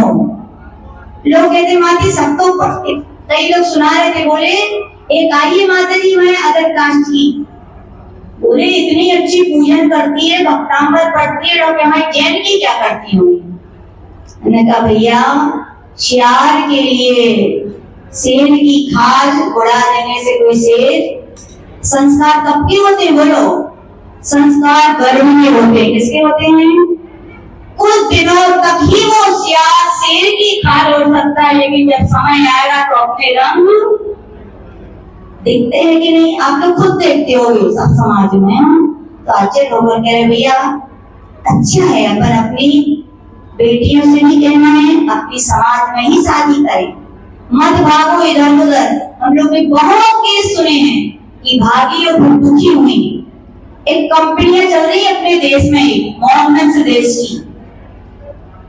आप लोग खाली मोबाइल में फालतू की चीजें देखते हो, कभी ऐसी भी चीजें देखा करो कि एक कंपनी चल रही है मॉडर्न देश की अपने भारत में। उनसे कहा गया पूरे लड़के मुसलमान हैं और सब हिंदुओं की तरह घूम रहे हैं। कैसे घूम रहे हैं? उनसे कहा गया जैन की लड़की को फंसाओगे, शादी करोगे तो इतने लाख, हिंदू की लड़की को फंसाओगे तो इतने लाख, और उससे शेड्यूल कास्ट की फंसाओगे तो धंधा चल रहा है भैया। क्या चल रहा है? व्यापार। हे बेटियों, क्यों इतनी भूल में हो? अपने लिए व्यापार मत बनाओ ना। और ऐसे भी केस देखे कि लड़कियां फंस गई। हमारे पास तो एक पुस्तक है, जिसको पढ़नी है तो आ जाना। एक एक लड़की ने अपनी कहानी लिखी रोते हुए।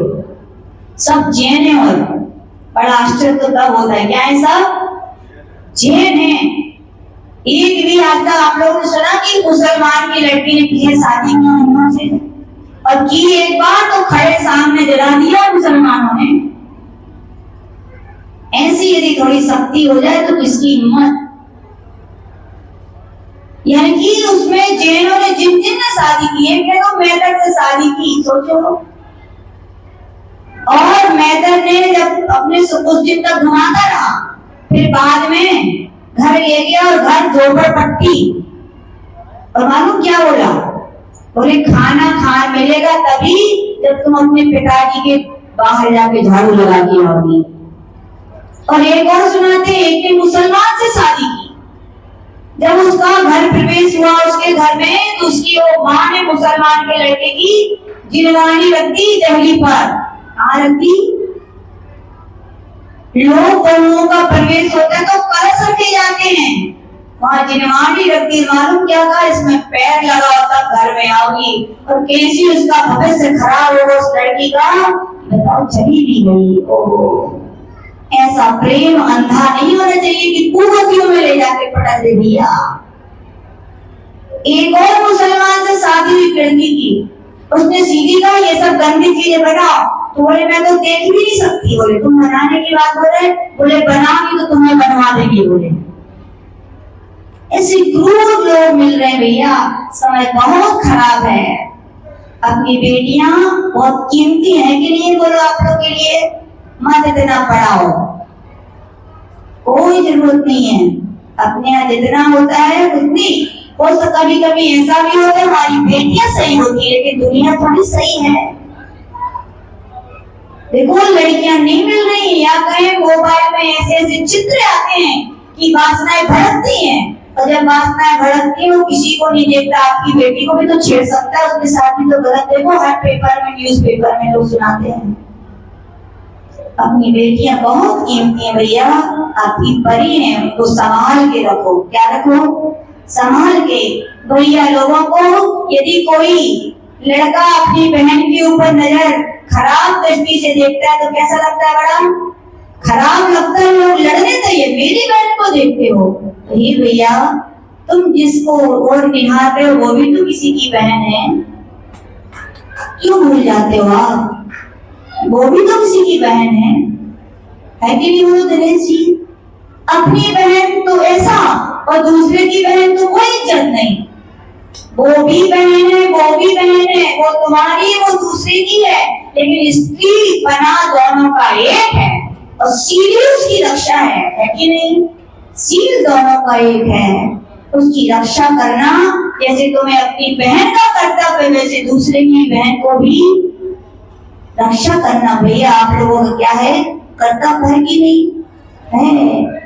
मर्यादाएं लेकिन दिन पे दिन क्या है? टूट रही हैं। टूट रही हैं। क्यों टूट रही हैं? मोबाइल के कारण। किसके कारण? और पिताजी भी कितने अच्छे हैं। एक जिनवानी दी क्या किसी पिता ने आज तक? बताओ अपनी बेटी को खरीद के, बताओ कोई पिता है क्या ये जिनवानी लाके खरीद के दी हो कि लो बेटा पूजन सीखो, माता जी आई हैं, तत्वासु सीखो? दी आज तक किसी पिता ने, किसी माता ने अपने पुत्र और पुत्रियों को जिनवानी दी क्या? बोलो। और क्या दे रहे हो?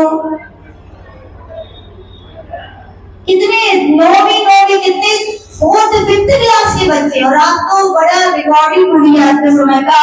वे बच्चे जो ABCD भी नहीं जानते लेकिन मोबाइल चलाना जानते, मम्मी पापा नहीं जानते, इतने ऑप्शन लेकिन बच्चों को आ रहे हैं, है कि नहीं? हे माता पिताओं, जिनवाणी दो क्या दो, और मोबाइल दो तो क्या होगा? मर्यादाएं देखो टूट रही है कि नहीं बोलो। छोटे छोटे से बच्चे, हम लोग विश्वास करो हमारी दीक्षा हो गई थी तब भी हम शादी का मतलब नहीं समझते थे सही मायने में, और आज के बच्चे वे छोटे छोटे एक दूसरे से कहते तो मेरे से शादी करोगे। ओहो, सही बता रहे हैं। देखो मोबाइल ने कितना परिणामों को विकृत कर दिया है, आत्मविशुद्धि को विकृत कर दिया है। जब भावनाएं श्रेष्ठ नहीं होंगी तो बताओ भाव श्रेष्ठ होंगे क्या? और जब भाव श्रेष्ठ नहीं होंगे तो आचरण श्रेष्ठ होगा क्या? और आचरण श्रेष्ठ नहीं होगा तो क्या समाज श्रेष्ठ रहेगी क्या भैया? इसलिए मोबाइल मत दो उनके लिए, करने दो जिद, रोको टोको, और नहीं माने तो रोको। इसमें पाप नहीं लगेगा, चिंता मत करना। मतलब उतना नहीं लगेगा, लगेगा तो क्योंकि आपकी भावनाएं धर्म की रक्षा की हैं, उनकी शील रक्षा की हैं और उनकी रक्षा की हैं। मोबाइल मत दो। तो आज भगवान कह रहे हैं कि मर्यादाएं टूट रही हैं। जो देखते हैं वैसे भाव होते हैं, जैसे कपड़े देखती हैं वैसे। पहले का समय लौट के आ गया, लोग कह रहे थे, बोले क्यों? बोले पहले लोग जब छठवां काल आता है ना, प्रारंभ होता है, तो लोगों के पास कपड़े नहीं रहते, और थोड़ा और समय बढ़ता है तो जैसे तैसे कपड़े मिलते भी है तो वे छाल पहनते हैं, फटे फटे कैसे पहनते हैं। आज का समय वही तो आ गया लौट के, फटे कपड़े तो पहने जा रहे हैं, फैशन है। बोले क्या है? फटे कपड़ों की फैशन। बड़ा आश्चर्य है। अपने यहाँ तो कहा जाता था मोटा पहनो, मोटा खाओ और मोटे भाव करो, ये निर्मल परिणति कर दो। भैया वस्त्र भी हमारे भावों को क्या बदलते नहीं है? बताओ, नहीं बदलते। और कैसे पिताजी हैं, कभी कभी लगता है कि वो लाके भी दे रहे हैं और दिला रहे हैं अपनी पत्नियों को, अपनी बेटियों को। आगम में सीधा लिखा है, जिसके स्वयं के परिणाम विकृत होते हैं वो ही अपनी बेटियों को, वो ही अपनी पत्नियों को ऐसे कपड़े पहना सकता है। सकते हैं ये बात? बोलो गलत बोल रहे हो तुम। जिसके स्वयं के परिणाम अच्छे हो तो क्या अपने, जब दूसरों का देखना पसंद नहीं करता तो अपने को पहनाएगा क्या? बोलो कैसे पिता हो, कैसे पति हो आप लोग? भैया परिणाम बिगाड़ने में वस्त्र की भी बहुत बड़ी भूमिका है। हम कहेंगे अनेकांत अपने यहाँ का सिद्धांत है, लड़के भी उतने गोरे नहीं होते, लेकिन जब ऐसे वस्त्र पहनकर हमारी बेटियां, हमारी बहनें निकलती हैं तो क्या होता है? परिणाम खराब हो जाते हैं। और ये उद्वेग, ये वेग रुकने से फिर नहीं रुकता है, तो फिर ये हादसे होते हैं। तो अपनी हे पिताओं, हे माताओं, पहला तो कर्तव्य आपका है, आप ऐसे कपड़े ना दो। बेटियों से भी कहना चाहते कि आप भी ऐसे कपड़े ना पहने। श्रृंगार किसके लिए होता है? पत्नियों का। क्या है श्रृंगार आपका? जी आपकी ज्वेलरी आपका श्रृंगार है क्या? हाँ, आपके वस्त्र आपका श्रृंगार है क्या? यदि वस्त्र और ज्वेलरी आपका श्रृंगार है तो जब पति का वियोग हो जाता है तो भी किया करो। यानी कि वस्त्र और ज्वेलरी है सौभाग्यवती महिलाओं, आपका श्रृंगार नहीं है। आपका श्रृंगार कौन है? आपका पति है। कौन है? और श्रृंगार कहाँ तक होना चाहिए? अपने पति तक ही होना चाहिए। बाकी दुनिया को दिखाने के लिए आप ऐसे वस्त्र ना पहनो भैया। क्यों? क्योंकि शील ये सबसे बड़ा आभूषण है आपका। क्या है? शील। मर्यादाएं कितनी खराब होती जा रही हैं। और सुनिए, पहले महिलाएं भोजन बनाती थी और प्रोग्राम वाले आते थे, और अब घर के अंदर प्रोग्राम भोजन बनाने वाले आ रहे हैं और हमारी बेटियां और माताएं, मर्यादाएं हैं क्या बोलो? बेही देवर जो लक्ष्मण थे, जिसने अपनी भाभी को किसकी तरह माना था? माँ की तरह। कितनी निर्मल दृष्टि थी। जब उसका हरण हुआ, उससे पूछा, जब राम के लिए उसके लिए आभूषण मिले तो एक एक आभूषण उठा के लक्ष्मण को दे, भैया देखो ये सीता का बाजूबंद है, ये सीता का हार है। लक्ष्मण एक हर बात में क्या कहते? भैया मैंने कभी नहीं देखा। और जैसे ही पायल भी नहीं, बिछोही महिलाएं तो पहनती नहीं, इतनी स्टैंडर्ड वालती है। हमारे बूढ़ी बूढ़ी माता जी पता, जब ये शादीशुदा लोग आती है तो जब वो देखती हैं ना माथे में सिंदूर है, ना गले में मंगलसूत्र है, ना हाथ में कांच की चूड़ियां हैं, ना पैर में बिछिया है, तो मालूम है सीधी क्या कहती है? काहे को जीते जी मार डालो रे। हम नहीं कह रहे, हम तो सुना रहे, नहीं तो कहोगे मां हमने तो सुना है, वो कह रहे सीधी कहती हैं।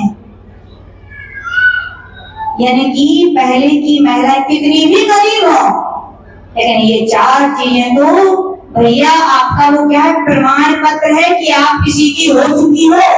आज केस इसलिए हो रहे हैं, क्यों अपने आप को किसी की होते हुए भी सिद्ध करना चाहते हो कि हम किसी के नहीं है? बताओ, यही सिद्ध कर रही हो आप तो। पहले तो यही पहचान होती थी कि नहीं अजमलाल जी, कि भैया बिछोही नहीं पहने, कांच की चूड़ी नहीं पहने, मंगलसूत्र नहीं है, और ये नहीं है कि विवाह नहीं हुआ, यानी कि दूसरे की हो सकती है। और आप एक की होते हुए भी ऐसे रहोगे तो दूसरे तुम्हारे ऊपर गलत नजर नहीं डालेंगे, और दूसरों की गलत नजर जाएगी तो आपका सील भंग नहीं हुआ क्या? बोलो, हुआ ना। इसलिए भैया पहना करो, सौभाग्यवती और सौभाग्य पूछो, जिनके नहीं होते हैं।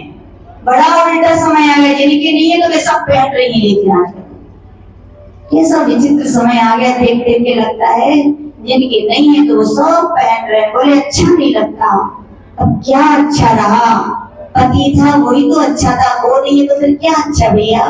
पहले देखो विधवा दीक्षाएं होती थी। क्या होती थी?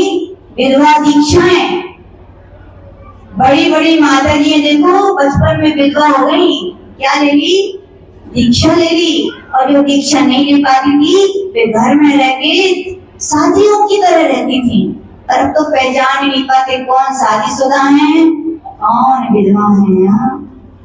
भैया समझो, अपन ही अपनी संस्कृति की क्या है? रक्षा कर सकते हैं। तो कह रहे थे जैसे राम ने बिछोही बताई तो लक्ष्मण बोले हाँ भैया मैं पहचानता हूँ। तो राम बोले तुम्हें इतने सारे आभूषण दिखाए, तुम बिछोही क्यों पहचाने? तो सीता बोले भैया मैंने सीता भाभी को कभी भाभी की नहीं माँ की दृष्टि से देखा है। मैंने पैर के अलावा कभी कोई भी अंग, कोई ऊपर का कुछ भी नहीं देखा कभी, क्या पहने क्या नहीं पहने। देखो कितनी पवित्र निर्मल दृष्टियां होती थी। और आज पता एक खबर मिली, बोले देवर अपनी भाभी को लेके भाग गए। कहाँ माँ माँ कहते कहते तुम कहाँ आ गए बताओ भैया। और एक और खबर सुनी, में इतना दुख होता पीड़ा हो जाती। बोले एक पिता ने अपनी बेटी से शादी कर ली। बोले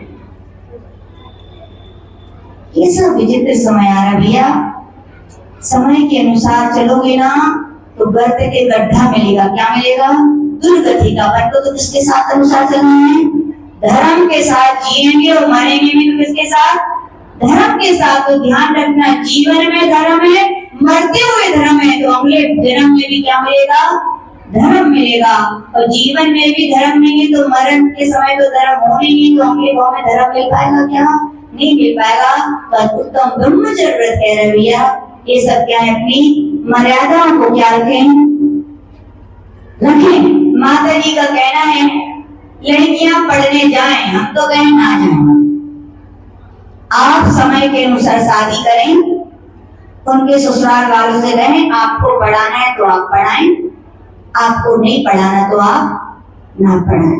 क्योंकि हमारे जैन समाज के पिता इतने वो नहीं है कि 2 रोटियां ना खिला सके बेटियों को। बोलो कमी है या नहीं? ना खिला सकते हो ना? ऐसे पढ़ दो कि माता जी बने, क्या बने? तो नहीं बन पाए तो उनको किसी अच्छे धार्मिक परिवार में सौंप दो, उनकी भी रक्षा, तुम्हारी भी रक्षा और जैन धर्म की संस्कृति की भी रक्षा। बोलो सत्य बात की नहीं है? और शादी की उम्र पहले बता ही चुके हैं, सब लौट आओ अपने पुराने दिनों में। कहाँ जाओ? देखो पुराने के दिन में भली कुछ नहीं था, लेकिन सुख शांति थी कि नहीं? आज सब कुछ है, बेटियां कमाने लगी, बेटियां पढ़ने लगी, सब कुछ है। और बेटियों से अब नहीं पढ़ो, नहीं जॉब करे तो कहती बंधन है, हमें बांध के रख दिया, हमारी इमेज नहीं बनने दे रहे। ये बेटियों, तुम्हारी इमेज, तुम्हारी इज्जत तुम्हें लग रहा है कि 4 दीवार के बाहर है, लेकिन स्त्रियों का सील है वो 4 दीवारी में ही सुशोभित होता है, उसी में उसकी रक्षा है। आप 4 दीवारियों के अंदर बंद रहकर अपनी सील की रक्षा करोगे तो विश्वास रखना, ये 4 गति के दरवाजे में तुम्हारे लिए खुल जाएंगे। क्या खुल जाएंगे? यानी कि मोक्ष का गेट भी तुम्हारे लिए खुल जाएगा। क्या होगा? जब शील होगा। सीता जी क्या थी बोलो? सीता जी का अग्नि से नीर बना कि नहीं? किसने बनाया बोलो? सील ने। किसने बनाया? द्रौपदी के ऊपर चीर ग्रहण हुआ, चीर बढ़ा कि नहीं बढ़ा? किसने बढ़ाया बोलो? बढ़ाया कि नहीं? और ऐसी सील की रक्षा करने वाली उन्होंने दीक्षा ली कि नहीं ली? ली। दीक्षा लेके देव पर्याय में नहीं गई? गई। और बेटी दीक्षा लेके मोक्ष नहीं जाएंगी क्या बोलो? जाएंगी। जाएंगी ना? यदि वास्तविकता में आप लोग अपना कल्याण करना चाहते हैं, श्रेष्ठ तैयारी का व्रत लो। नहीं बन सकते हो तो क्या करो? जहाँ माता पिता कहें वहाँ धार्मिक परिवार में क्या करो? अपनी शादी करो और धार्मिक जीवन जियो। और अंत में यही सोचो कि हमारा दीक्षा के पहले, मतलब पहले नहीं हो पाई दीक्षा, लेकिन हम ऐसा धर्म करेंगे कि अंत समय में क्या होगा? हमारा धर्म होगा। माता जी का कहना है सबसे बढ़िया तरीका है, मिट्टी जब गीली हो तभी क्या करो? उसमें आकार देना, है कि नहीं? सही बात। मिट्टी जब सूख जाए तो आकार दोगे तो क्या आ पाएगा? क्या होगा? मिट्टी टूट जाएगी। तो शेष तरीका है, चाहे बेटी हो चाहे बेटे हो, बचपन से ही धर्म के संस्कार दो। माता जी और महाराज जी के पास ले जाओ। कहाँ ले जाओ? कितने बताओ मम्मी पापा कहते कि जाओ क्लास पढ़ाओ, बढ़िया वृत्ति कराओ, कितने लोग कहते? बताओ, अपने सारे पिता बैठे हो, कौन कौन अपने लड़कों से बोलते हो कि जाओ बेटा अब क्या करना? लेकिन सुन तो सकते हो तुम, बैठ तो सकते। कितने लोगों ने कहा बताओ अपने अपने बच्चों से कि जाओ 1, 2 और 3, 4 और बाकी? यानी कि आप में स्वयं में संस्कार नहीं है। जब स्वयं का लोटा खाली हो तो दूसरों की क्या प्यास बुझाओगे भैया? लेकिन भरो। क्यों? क्योंकि अब आप पिता बन गए हो। क्या बन गए हो? कि वे जन्म देने के नाम पिता नहीं है। पिता वो होते हैं जो संस्कार भी दें, माता वो होती है जो अच्छी शिक्षा दें। तो आचार्य भगवान कह रहे हैं कि अपने बच्चियों की यदि देखभाल अच्छी चाहते हो तो माता जी महाराज जी के पास जरूर ले जाएं। अपने यहाँ पे विजय और विजया सेठानी की कहानी सुनी होगी। विजय और विजया एक बच्चे थे छोटे। विजया थी वो माता जी के पास जाती थी दूसरे गांव में, और विजय था वो दूसरे गांव में महाराज के पास जब भी संत आते थे तो जाते थे, खूब पढ़ते थे। कोशिश तो यही थी कि निकल जाए, लेकिन सबको रत्न मिल जाए, नहीं मिलता। तो उन लोगों का विवाह हुआ, नहीं विवाह होने वाला था, तो माता जी ने मालूम नियम दिया। बोले गुरु दक्षिणा के रूप में तुम्हें एक नियम लेना है। बोले क्या? बोले यदि शादी करोगे तो कृष्ण पक्ष में ब्रह्मचर्य व्रत धारण करोगे। क्या करोगे? और इधर पुत्र की जो महाराज से देखो किसी कुछ नहीं पता था, और इससे कहा तो शुक्ल पक्ष का ब्रह्मचर्य। उसने कहा ठीक है, हम काम वासना के लिए विवाह नहीं कर रहे हैं, किसके लिए कर रहे हैं? धर्म संस्कृति को बढ़ाने के लिए। दोनों ने खुशी से ले लिए नियम। देखो दोनों का विवाह हो गया। शादी के बाद घर वाले सोच रहे हैं नाती पोता आए, लेकिन दोनों ने कहा कि भैया मेरा तो शुक्ल पक्ष का, मेरा कृष्ण पक्ष का। दोनों ने निर्णय कर लिया कि नियम तो मैं भी नहीं तोड़ूंगा, वो बोली मैं भी नहीं तोड़ूंगा। और नियम ले लिया कि जब तक उजागर नहीं होगा तब तक हम लोग रहेंगे, और जिस दिन ये हमारी रहस्य खुल जाएगा उस दिन दोनों क्या ले लेंगे। मानो कैसे रहस्य खुला था। अब सुन लो, टाइम मत देखो, सबके उपवास है, कोई बात नहीं। तो एक बार एक बहू रानी थी ना समझ, नई नवेली गई, संस्कार नहीं थे, बिलछानी का पानी सासू ने इकट्ठा किया था और बहू ने गिरा दिया। सासू बहुत नाराज हुई, बिलछानी का पानी गिरा दिया। इसीलिए कहते हैं अपनी बेटियों को खूब कंप्यूटर सिखाओ, खूब मोबाइल, लेकिन पानी छानने में सिखा दियो। तो उसने पूरी बिलछानी गिरा दी। सेठ जी अच्छे थे, बोले कोई बात नहीं, चलो अपन इसका प्रायश्चित ले लेते। क्या ले लेते हैं? गलती हो गया तो प्रायश्चित लेने से पाप धुल जाता है। मुनि महाराज के पास ले गई ससुर जी बहू को, और महाराज ने सुना, मालूम क्या प्रायश्चित किया? आप लोग आश्चर्य करोगे। मुनि महाराज ने बोला कि या तो 84,000 मुनि महाराजों को एक साथ आहार कराओ। कितने महाराज? नहीं तो कोई एक दंपत्ति लाओ जो अखंड ब्रह्मचर्य व्रत का धारी हो। तो सेठ जी तो बोले पति पत्नी हो और अखंड ब्रह्म, बोले हो ही नहीं सकता। बोले है। बोले हम क्या करें, हम कहाँ ढूंढेंगे दुनिया में ऐसे। तो महाराज ने कहा तुम एक भोजनशाला खुलवाओ, सब लोग ऐसा कोई प्रोग्राम करो कि सब गांव के लोग आप यहाँ भोजन के लिए आए, और आप क्या करना, एक सफेद चंदोबा, रंगीन चंदोबा बांधना। क्या बांधना? चंदोबा यानी कि छत। और जैसे जो पति पत्नी आके भोजन करेंगे और जैसे जो आएगा और उनके यदि वो बैठ जाएंगे तो जिसके बैठने से चंदोबा सफेद हो जाए वो क्या हो जाएंगे, यानी कि क्या है, ब्रह्मचारी अखंड पति पत्नी। सारे नगरों में घोषणा की गई और निमंत्रण था, धार्मिक था। तो विजय और विजयादवी आए और क्या हुआ, जैसे ही बैठे तो क्या हो गया, चंदोबा सफेद हो गया। सबको पता चल गया। तुरंत विजय और विजया ने क्या ले ली, दीक्षा। कहने का तात्पर्य जब वो जिंदगी भर का लेके भी पति पत्नी बन के एक साथ रह सकते हैं कि नहीं, कई वर्ष रहे, तो भैया आपकी भी पत्नी है, कितने बार संभव होना चाहिए जीवन में। सुराज से पूछा गया शादी के बाद कितने बार संभव होना चाहिए, तो उन्होंने कहा कि पशु की पर्याय में शेव सेनी है, वो एक बार करते हैं। कितने बार करते हैं?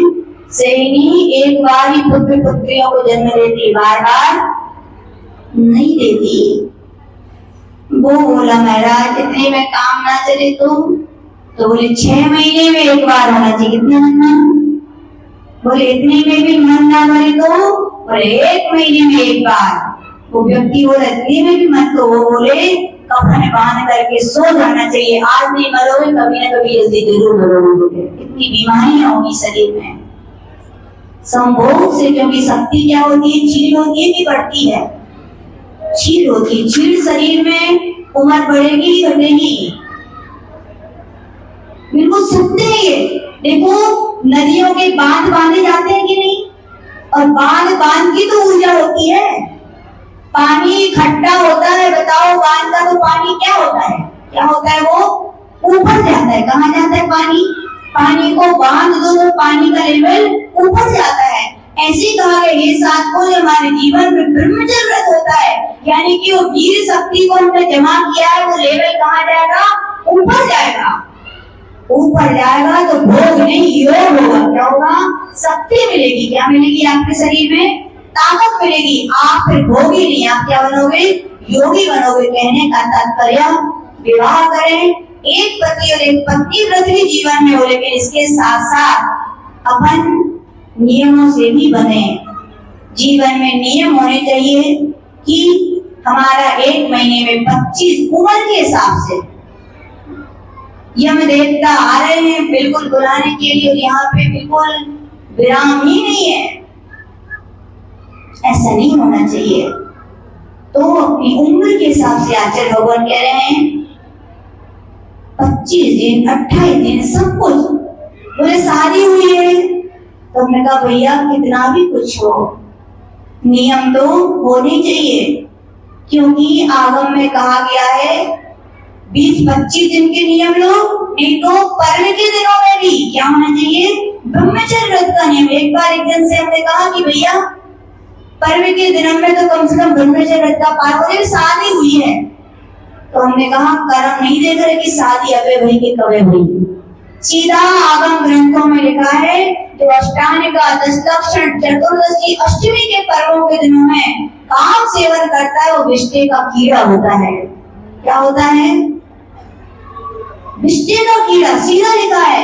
इसलिए शादी चाहे नई हो चाहे पुरानी, अष्टमी चतुर्दशी अष्टांग का और जो व्रत करते हैं जिन दिनों में, उन दिन तो होने ही चाहिए। और उम्र बढ़े तो उसके साथ साथ भी क्या होना चाहिए, ब्रह्मचर्य व्रत। लोग बोलते हैं बूढ़े हो जाएंगे तब लेंगे, जवानी में थोड़ी लिया जाता है। बोले ओहो बहुत गलत।